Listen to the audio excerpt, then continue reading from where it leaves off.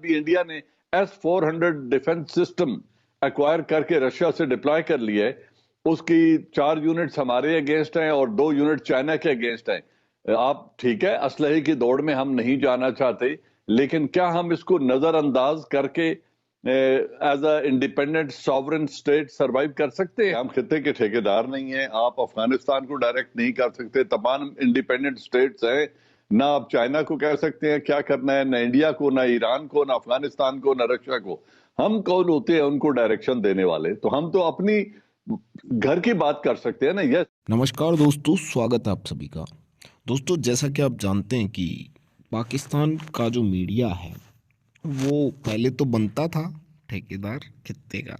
अब बनना शायद उसने छोड़ने की जो कवायद है वो शुरू कर दी है।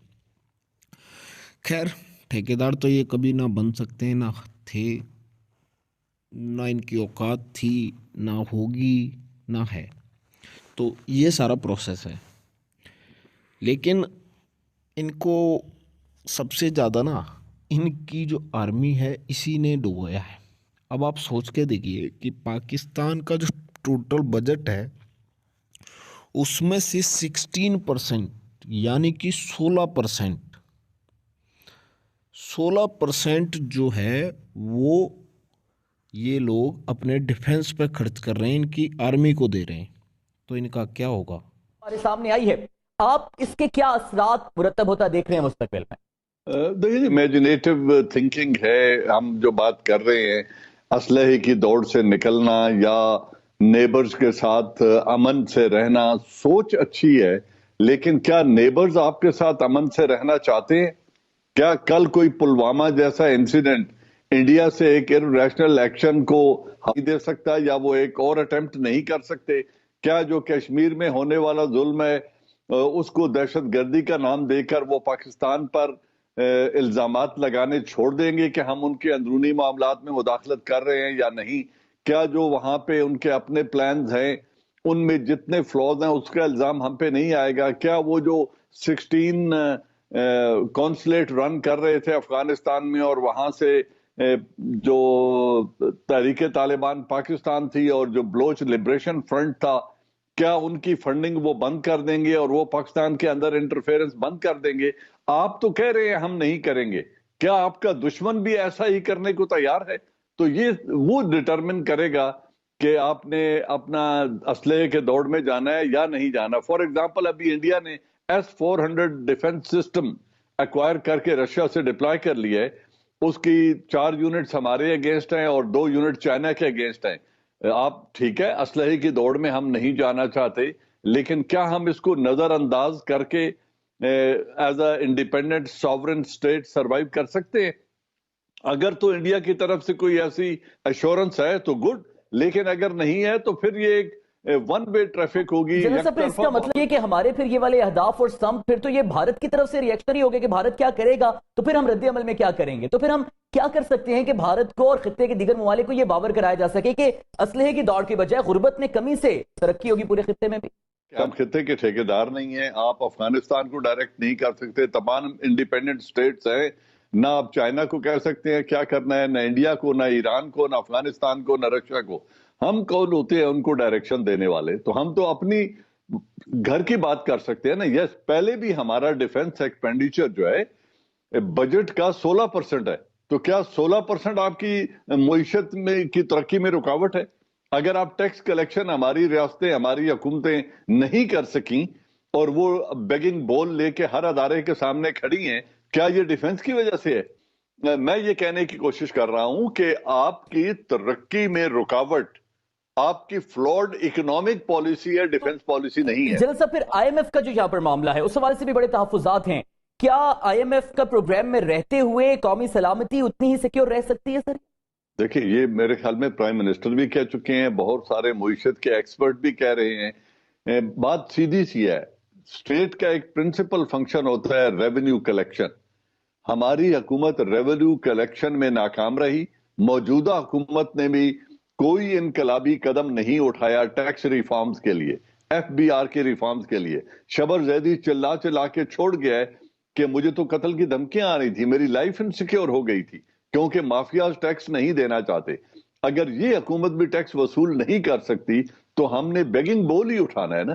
तो जब आपकी इनकम नहीं होगी और आप पिरामिड्स बनाएंगे, आप ऑरेंज ट्रेन चला देंगे, आप मेट्रो बसेस चला देंगे, आप 30-30 किलोमीटर लंबे ब्रिजेस बना के शहरों के अंदर उनके ऊपर बसें चढ़ा देंगे और फिर उनको सब्सिडी का टिकट देंगे और वो मुसलसल, ये अभी रावलपिंडी मेट्रो 60 लाख रुपए रोजाना का खसारा दे रही है।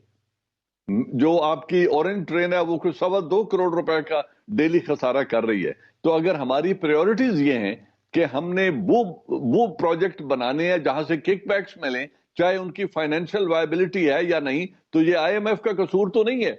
वो तो कर्ज देने वाला वो कहेगा मैं ये कर्ज दे रहा हूं, मुझे इतने इंटरेस्ट के साथ ये कर्ज वापस चाहिए, मुझे आप रकम लौटाएंगे, वो शर्तें लगाएंगे। हम क्यों उनके पास जाते हैं? इसलिए कि हम एक कंज्यूमर इकोनॉमी है। हमने $3 बिलियन की याशी की कारें जापान से इंपोर्ट करनी है हर साल। हमने $2 बिलियन के टेलीफोन जरूर इंपोर्ट करने हैं। हमने डॉग फीड और इंपोर्टेड चीज और ये चीजें इंपोर्ट करके खानी है, लेकिन मुल्क के अंदर टैक्स कलेक्शन नहीं करनी। तो जब इस तरह की पॉलिसीज होंगी तो जो ये अदारे हैं इकोनॉमिक, जो इंटरनेशनल मॉनेटरी फंड हो या वर्ल्ड बैंक हो या एशियन बैंक हो, ठीक है, यानी मसला जो है सारा वो गवर्नेंस और फिर पॉलिसीज की इंप्लीमेंटेशन का है। बहुत बहुत शुक्रिया जनरल एजाज अहमद साहब हमारे साथ मौजूद थे। नाज़रीन, प्रोग्राम पाकिस्तान के सवाल से मुझे इजाजत दीजिए। तो इस तरह सूरज देवता भी है उनका, और सूरज देवता सिर्फ हिंदुओं में नहीं है, ये और बहुत पुराने यूनान में भी सूरज की पूजा होती थी। जो स्पार्टन्स थे वो भी, और इसके अलावा जो दीगर लोग थे वो सूरज की पूजा करते थे। बहुत पुरानी कहानियों के अंदर उनकी सूरज देवता का तस्करा मिलता है। तो सूरज की जो पूजा है वो ये इंडिया में की जाती है। जैसे वो और बहुत सारी चीज़ों, यानी उनको लगा कि बैल जो गाय है, गाय पे बड़ा इन्हिसार था बड़े लंबे अरसे तक। गाय एक ऐसी चीज़ थी जिससे वो दूध भी हासिल करते थे, हल भी इससे चलाते थे। तो उनके बेशतर काम क्योंकि गाय करती थी तो उन्होंने गौ माता, तो उसको भी एक उन्होंने पूजना शुरू कर दिया। तो पूजा ख़ास तौर पे वो 14 जनवरी को करते हैं। इस त्यौहार को कहते हैं मकर संक्रांति। मकर संक्रांति का जो त्यौहार है उसके मौके पर सूर्य नमस्कार से मुतालिक मरकजी हुकूमत जो है इंडिया की, वफाकी हुकूमत यानी मोदी की सरकार, उसने अहकामात जारी कर दिए हैं। उन्होंने किस तरह के अहकामात जारी किए मैं आपको बता देता हूं, लेकिन पहले थोड़ी सी तफसील है इसकी कि हिंदू मजहब के मुताबिक सूर्य नमस्कार सूरज की इबादत का एक तरीका है जिसमें हिंदू अकीदतमंद खासकर 14 जनवरी को मकर संक्रांति के मौका पर सुबह सूरज की किरणों के सामने झुककर उसकी पूजा करते हैं। हिंदू इस रोज दरियाए गंगा में डुबकियां भी लगाते हैं, दरिया गंगा में चले जाते हैं, वहां जाकर डुबकियां भी लगाते हैं। ये भी इसी त्यौहार का एक हिस्सा है और ये वो सुबह से लेकर शाम तक करते रहते हैं। शरीयती खित्ता कश्मीर में इस हिंदू रवायत पर सख्ती से अमल दरामद करवाने का हुक्म जारी कर दिया। अब नया हुक्म है क्या, वो मैं आपको बता देता हूं। नया हुक्म यह कहता है कि कश्मीर में कॉलेज और आला तालीमी महकमे से मुताल्लिक इदारे ने अपने एक हुक्मनामे में कहा है कि मरकजी हुकूमत की ख्वाहिश है कि 14 जनवरी 2022 को मकर संक्रांति के त्यौहार को मनाने के लिए खसूसी इंतजाम किए जाएं और आज़ादी की इकट्ठा करके उन सबको एक बड़े पैमाने पर सूर्य नमस्कार किया जाए।